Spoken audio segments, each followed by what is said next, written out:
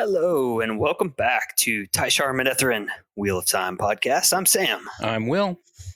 We are here to kick off Crossroads of Twilight. Yeah, it's amazing that we have finally come to the last book of the slog. Yeah, and what a slog it is. But, as you said in one of our last episodes, you enjoyed this book.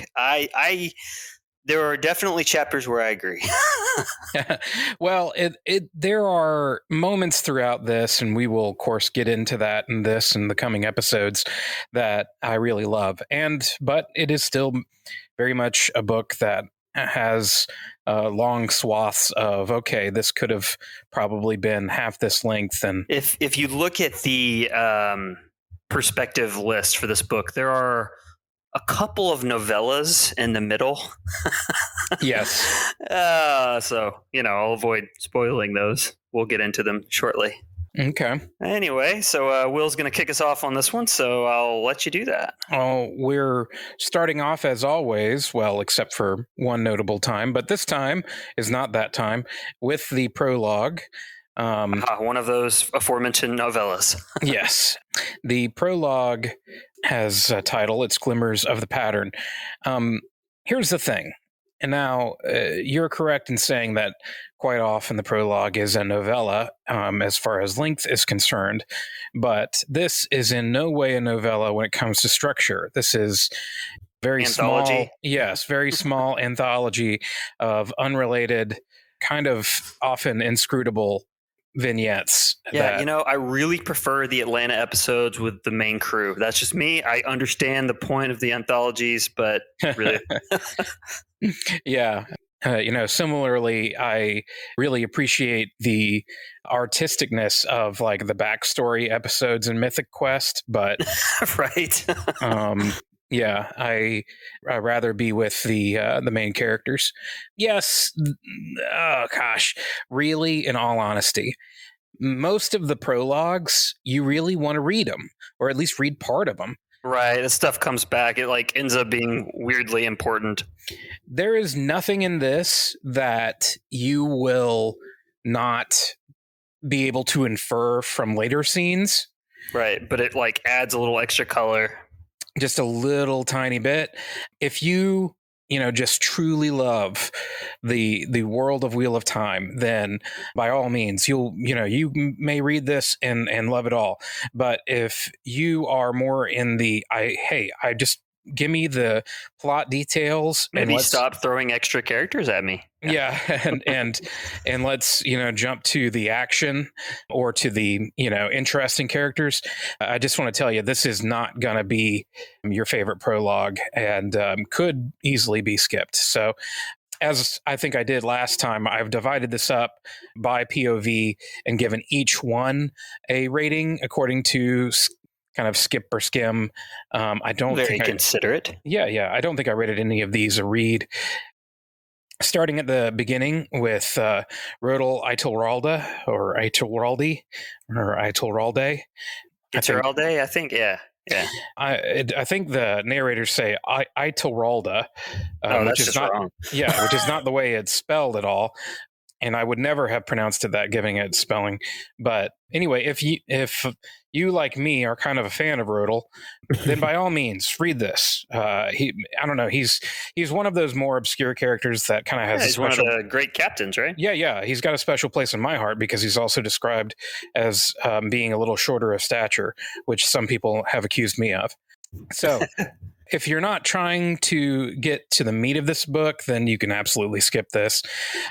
It's full of fun texture about how Itilralde, he has a ruby earring and he tends to finger it when he's getting angry, and that is kind of a signal to the people around him that they better be cautious, and little things like that.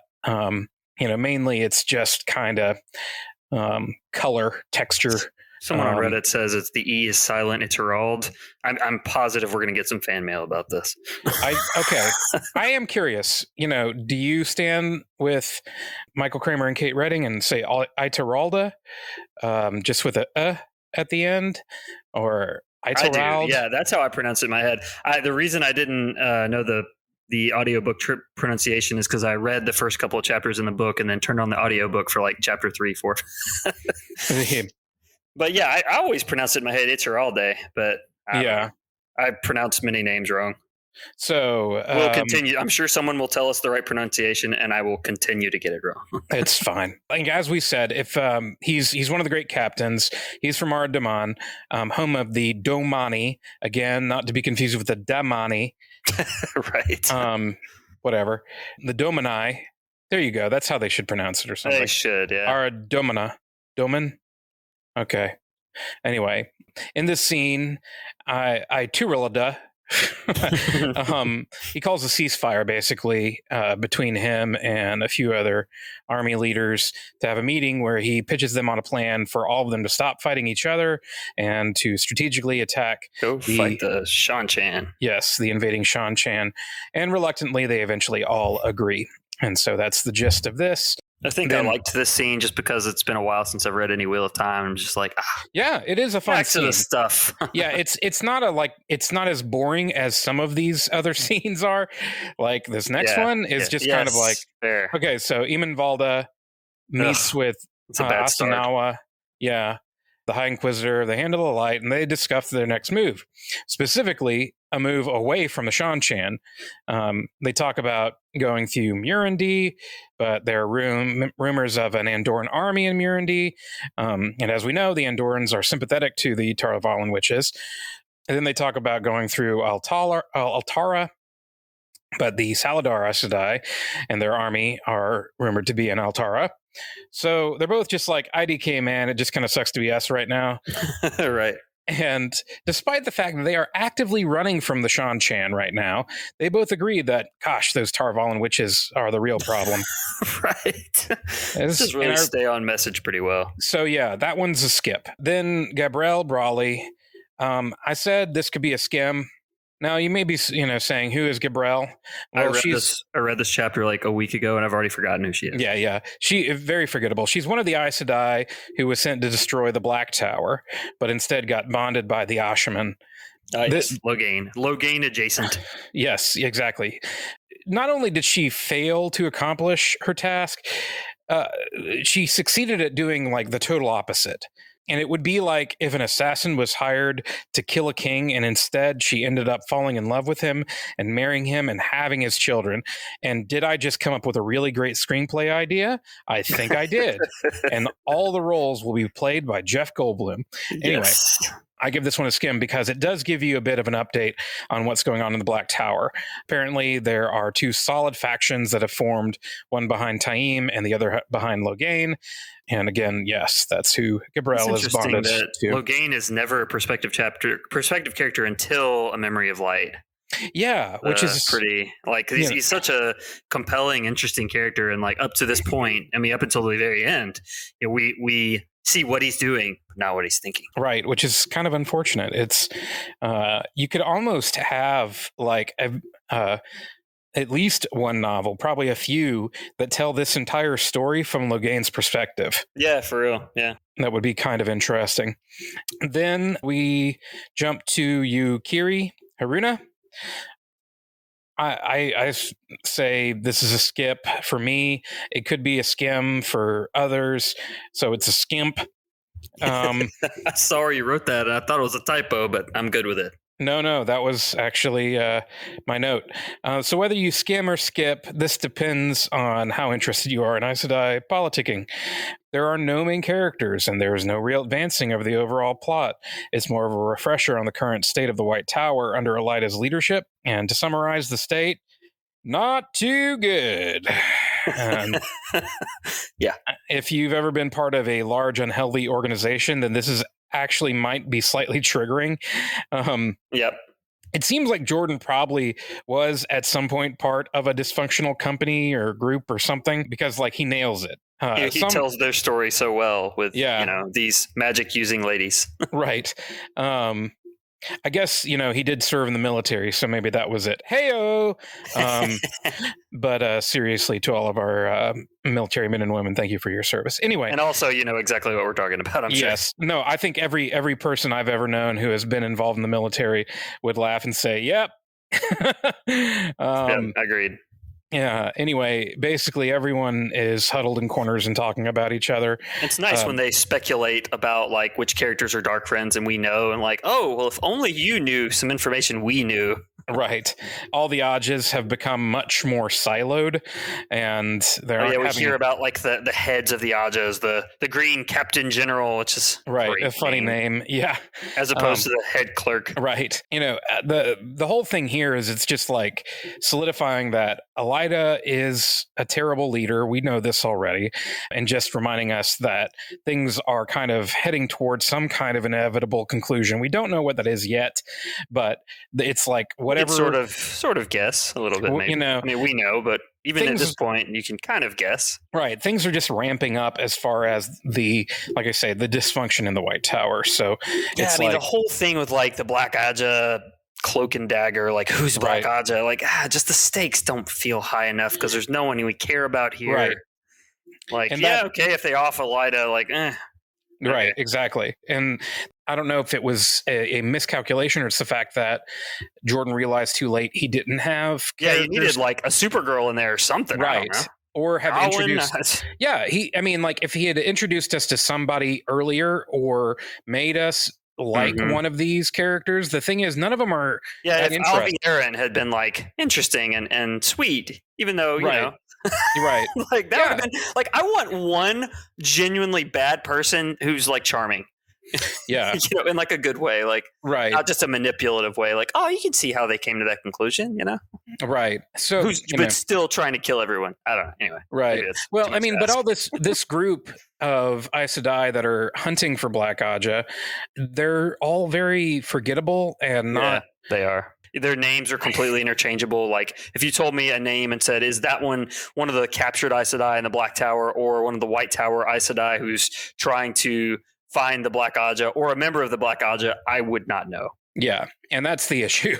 Or a Salidar Aes Sedai, like any of the above. Sorry, not going to be able to help you. Exactly. On the other hand, there are people who sit in cubicles around me who I don't know their names either. So yes, fair enough.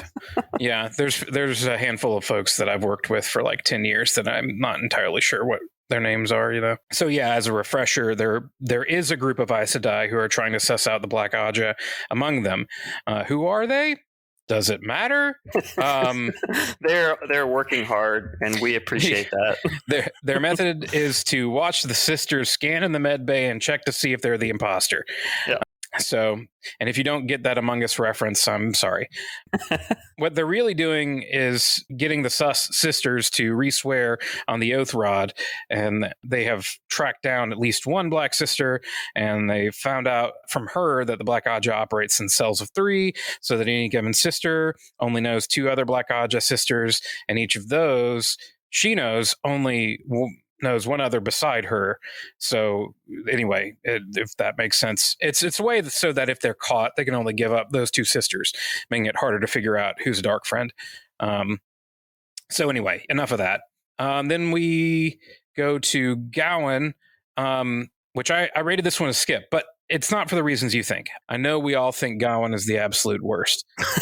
Yep. That's not why you should skip this chapter. It's a reason, but not the only reason. And the thing is, Gowan, I mean, have you watched Stranger Things season 4?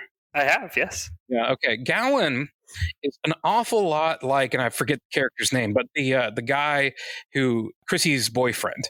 Oh yeah. He kind of goes on his little crusade for all the wrong. Yeah. He wasn't a terrible person. Here's the thing: like as like awful as that guy was, he actually was coming to a very logical conclusion. Based off of the information he had, and Gowan is much the same way. He's going off bad information, coming to somewhat logical conclusions. He's just annoying because he has the wrong information. He's acting on that. Yeah. And so that's a pretty good comparison. I like it. Regardless, he's not even really the focus of this chapter. Basically, all that happens is Gowan sees a meeting between a bunch of peripheral Aes Sedai who are arguing about orders from Elida or going to the tower, and I'm really not exactly sure what's even happening. But I can tell you, it will not have a significant impact on the plot. This is true prologue fodder in that it tells you where some of the characters are who will show up later, and it is not at all vital to know. Yep. So the fact that Gawain is the POV character is kind of odd because the chapter really isn't even about him. It does mention him kind of feeling torn between his responsibility to the White Tower and the need to go support his sister in her bid for the throne. But I don't know, that really doesn't matter much to the main discussion of even in this section. So truly a change the show could make is to make Gawain not terrible. I think it's tough because there is a way in which it's good to have characters you hate, like just not because they're clueless and annoying. But you think about, again, going back to the Stranger Things, thing, the whole time you're wanting that guy to get it. Yeah. Even though, kind of in retrospect, it's like, he was kind of an antagonist. It's only because he was doing the obvious thing. If somebody's buying guns, try to kill some kids. Well, if so, not that, but I'm just talking about the general, the broad strokes, like the fact that, sorry, that was tongue in cheek. The fact that, his girlfriend's body is found in the trailer of the school Satan worshiper. Yeah. Right. Yeah. Is a known druggie. And it's like, well, yeah, of course he came to the conclusion that he killed her and wants to go on a crusade. I think that they need to just make sure that Gawain is likable enough up front that when he starts to do the things that are based off of the wrong information, that we see he is not a bad person. He's just motivated out of bad info. Yeah, it may have been too many scenes with Galad early on where it's just like all the attention is on how beautiful Galad is. And right. Also how annoying he is. And so Gawain is over here just standing on the sidelines. Yeah. I don't know. Gawain really is kind of like tofu in a scene. He just kind of blends in with whatever's around him. What I don't want them to do is A, merge Gawain and Galad. Don't do that. No. Or B, don't eliminate Gawain and do something like, no, I don't want to speculate of what other terrible things that would lead to as far as like romantic pairings. Right. It's true. Well, merging Gawain and Galad might have some complicated ramifications when you're talking about who's related to whom in the end. Right, so, that's true. That does become quite an issue, doesn't it? Going ahead to Davram Bashir. So I'd call this great captain. Yeah, I'd call this one at least a skim. Bashir and Bale are looking at Aramilla's camp. Aramilla is making her own bid for the throne of Caemlyn, opposing Elaine. She's garnered the support of some other nobles, and their armies have joined together to lay siege to Caemlyn. And some bad guys ransack some tents, and they're found, and they're already dead. I don't know what was going on there. I don't know. Maybe that's a thing later. I can't remember. Right. I don't know. I call this a skim to serve as a refresher for what's going on with Caemlyn, and I like Bashir okay. And this is going to be one of the major plots going forward is all the Caemlyn Elaine succession stuff. So indeed. And on to Samitsu Tamagoa. I say this one is a skim. There's some characters in there we skim to read. Yeah, I said this one is a gooey caramel treat of a little action and reacquaintance with a certain Ogier, covered in some more stinky Aes Sedai maneuvering. Once again, having this from Samitsu's view is just an odd choice. Right. That's exactly how it's portrayed. But anyway, it's the most interesting things have very little to do with her. So Cadsuane left her and Seychelle with instructions, and she's not happy about blah blah blah blah blah blah blah blah blah blah blah blah blah blah. But they see an Ogier, and the best part of listening to this on audiobook is that I'm pretty sure it's the first time that we've seen an Ogier while Kate Redding was reading the chapter. Yeah, right. So we get to hear her Ogier voice. Her Ogier voice, exactly. Yeah, and turns out that Ogier, despite his efforts to remain hidden from the Aes Sedai, and if you hear a squeaking, that's my dog, who has not played with that squeaking toy in weeks, and now suddenly it's interesting. I understand that. Yeah, Anyway, I guess I did end up listening to part of the prologue on the audiobook because I did hear Kate Redding do the Loyal voice. And it's quite excellent. So anyway, so it's Loyal, and that's fun. And Loyal's a fun character. Mm-hmm. And then someone rushes in and shouts that Dobrain has been killed. And here's the thing: Dobrain's a fairly pretty big character. Yeah, he's a big, like, tertiary character. Yeah, but he's easy to also to forget about. Mm-hmm. So if you've like, hold on, which right. Like, which group was he with? And yeah, definitely. So if you've forgotten, you could be like, wait, is that Talmanis Dobrain? Yeah. So anyway, good. Yeah. So if you've forgotten, Dobrain is the good guy from Tyr. Good guy Dobrain. It would be his meme name. He helped liberate Rand at Dumai's Wells and was later named by Rand to be steward of Cairhien. So the Aes Sedai and this little cadre arrive at the scene of the crime, and there definitely has been some shifty stuff going on in addition to him being killed. It looks like whoever tried to murder him was searching for something. But the good news is Dobrain is only mostly dead. Barely alive. Everyone has assumed he's dead. Not dead yet. Yeah. So they're able to take him to Miracle Max for a healing pill. And right. Once again, if you don't get a Princess Bride reference, I don't know what to tell you. Amen. All right. So we finally have gotten to the start of this book. So chapter 1, Time to Be Gone. And you're like, okay, so do we finally get a chapter that's like a strong read? Those are hard to come by in this particular novel. Okay, so we're in the book proper, and you think, like, maybe things will pick up, right? Right? You want that, yeah. Yeah. We do get a Matt chapter, so that's something. Mm-hmm. Unfortunately, it's not that action-packed. And I will note that Matt is on the cover of this book. Yeah.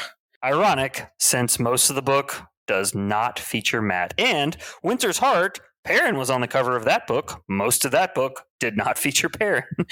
The cover art for the original cover art for all of these books is very odd. Like, if you actually go through and I stared at the Crossroads of Twilight cover for a minute, and I can't tell you who any of the other characters are. I don't know what a lot of is going on in a lot of the covers, but I mean some of them. Well, that looks cool. I don't know what scene that's supposed to be.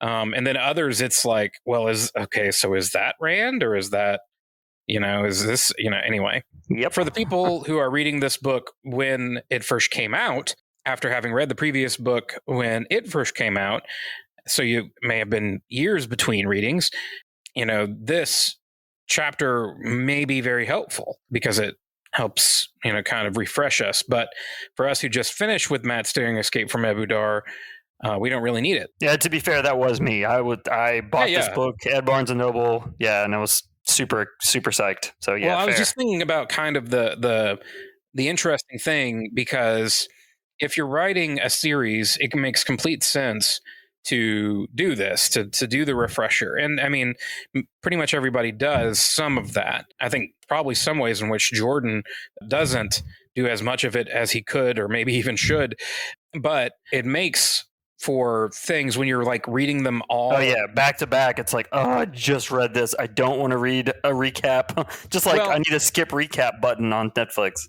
Right. Well, and I was just thinking of how, like, from now on, pretty much everybody who reads the series is going to read them back to back.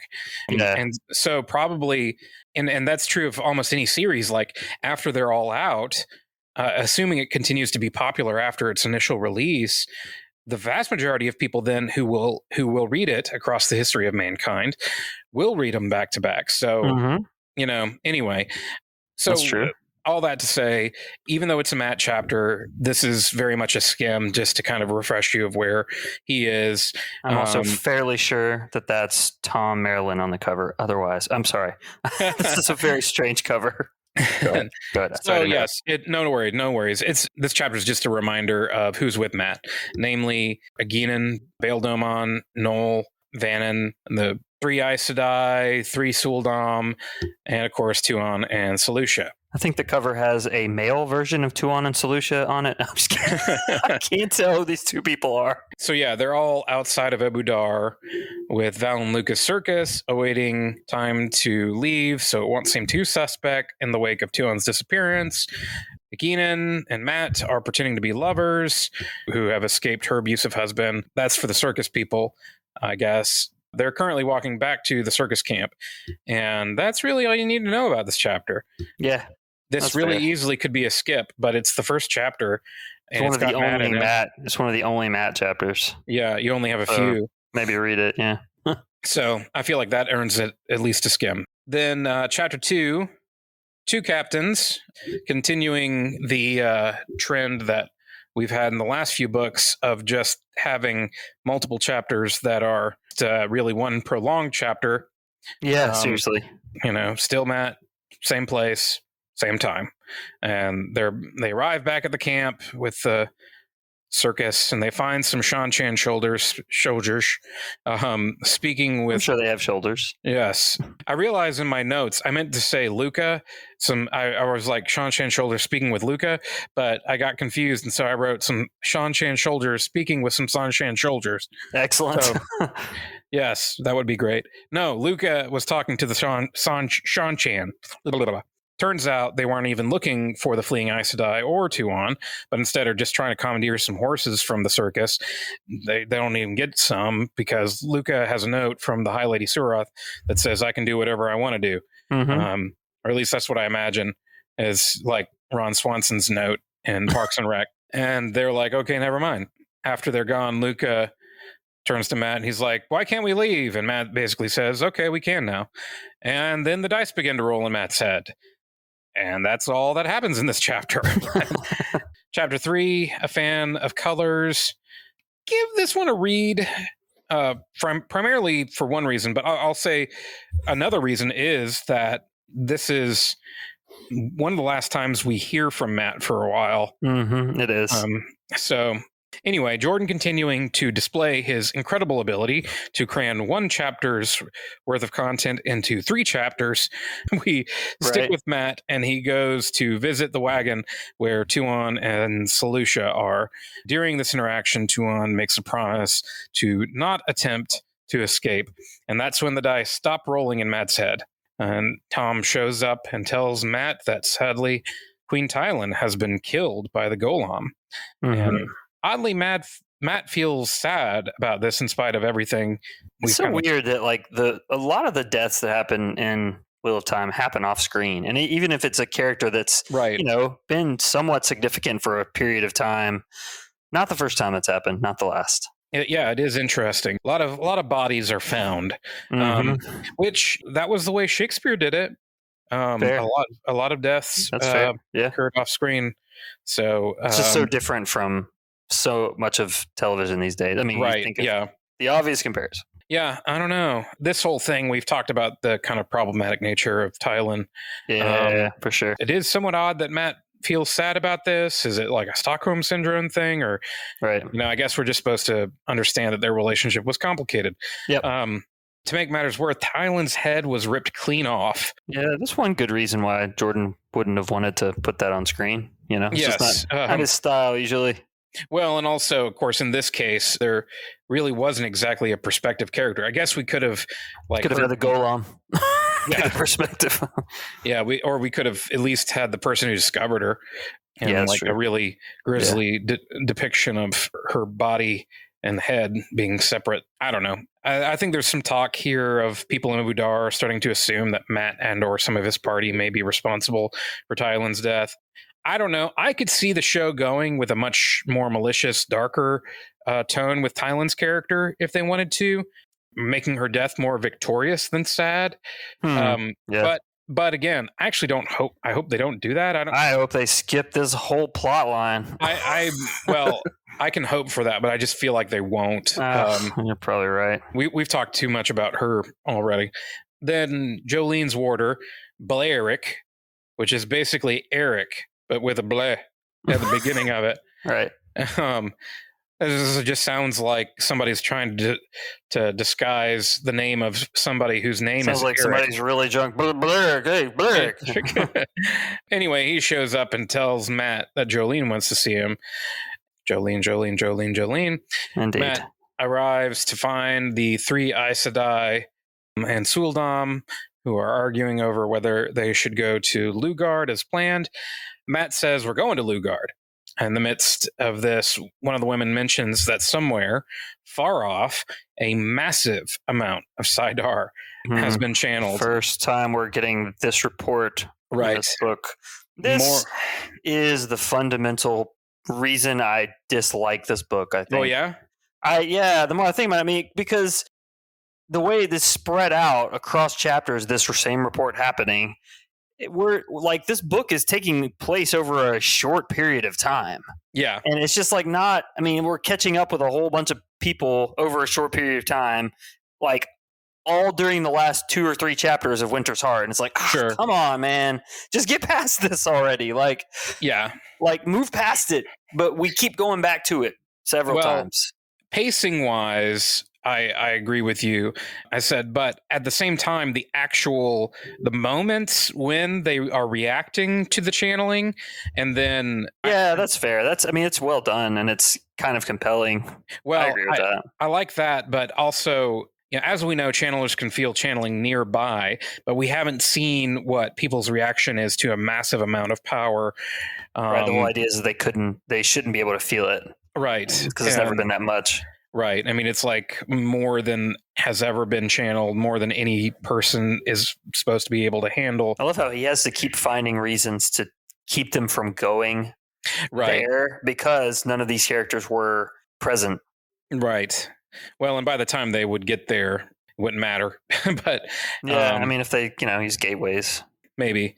But I will say, I feel like it helps with one thing that's not always clear, particularly when you get to the later books and you have so many different parties running around. Oh, yeah. And like with the time jumps back and forth, it's like a moment in time. Yeah, I get that. I just don't like it. It's just, I think it just goes to show there's too many different things happening at once. And he just has too many balls in the air. You can't keep them up very well at this point. Not to say I'm disliking the book. I'm not. No. It's that particular. It's just irritating. We know that Matt has now reached the part where Rand was chronologically at the end of the last book. Mm-hmm.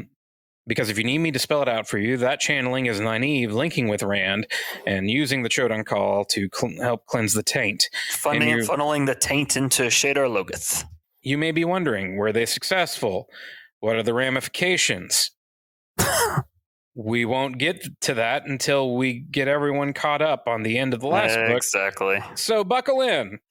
I don't think it's a spoiler. I think it's just a helpful thing for you to know. Yep. And I'm sorry if you disagree, but I'm just warning you to pace yourself.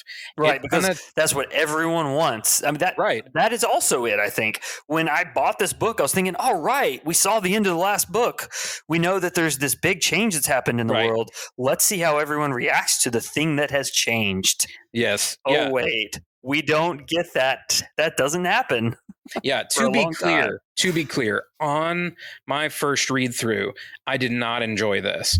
But I feel like in retrospect, there was something about it that I enjoyed more than I could see it being very interesting if they had a series of episodes that ended with everybody's reaction to the channeling. Now, what would be a more interesting thing is if they did it before we see it.